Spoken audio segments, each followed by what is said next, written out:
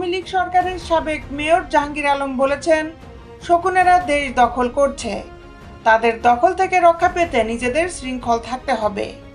আমাদের দলের প্রধানকে কিভাবে দেশে আনা যায় সেজন্য সবার মধ্যে ঐক্য, সততা ও সাহসের জায়গাটা থাকতে হবে।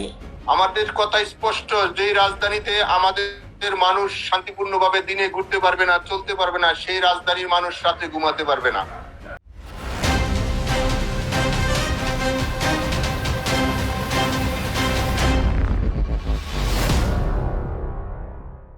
বিস্তারিত নিয়ে আপনাদের সাথে আছি আমি শামীমা সুলতানা, জাস্টিস টেলিভিশন। দেশবিরোধী ষড়যন্ত্রে সক্রিয় হওয়ার অপচেষ্টা করছে আত্মগোপনে থাকা আওয়ামী লীগের নেতা কর্মীরা। সারা দেশে ওয়ার্ড পর্যায়ে অরাজকতা তৈরি করতে দেওয়া হচ্ছে বিশেষ নির্দেশনায়।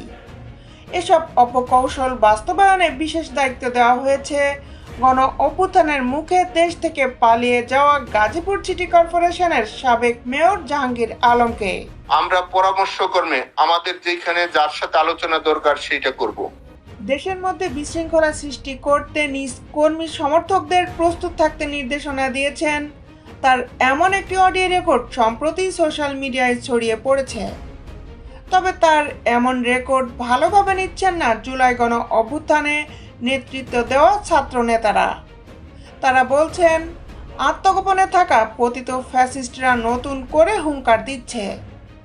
দেশের অভ্যন্তরে বিশৃঙ্খল পরিবেশ তৈরি করতে নানামুখী ষড়যন্ত্রে লিপ্ত হচ্ছে। পাইছি সেই হিসেবে আমাদের মনে হয় আমাদের নেত্রী এখন এই মাঠ পর্যায়ের কর্মীরা খুঁজছে।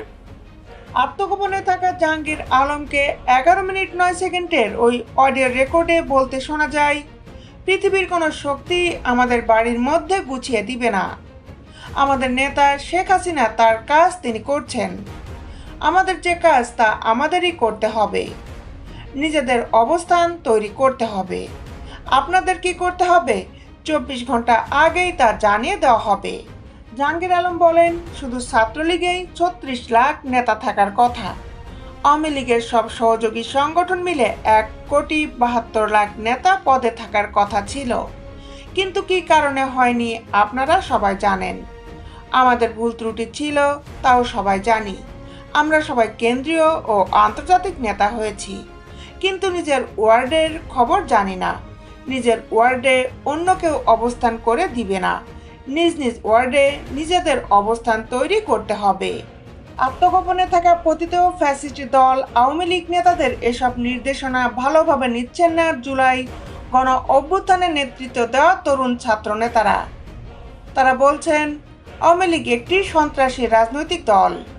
বিদেশে থেকে তারা দেশকে সংকটের দিকে ঠেলে দিতে চাচ্ছে। এর জন্য দেশের অভ্যন্তরে পালিয়ে থাকা নেতাদের এসব নির্দেশনা দিচ্ছে।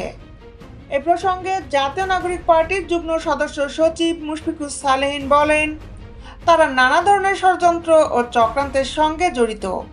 ঐক্যবদ্ধভাবে তাদের চক্রান্ত মোকাবেলা করতে হবে, নইলে তারা আত্মগোপনে থেকে অপরাধমূলক কাজ চালিয়ে যাবে এবং দেশে অরাজকতা তৈরি করবে।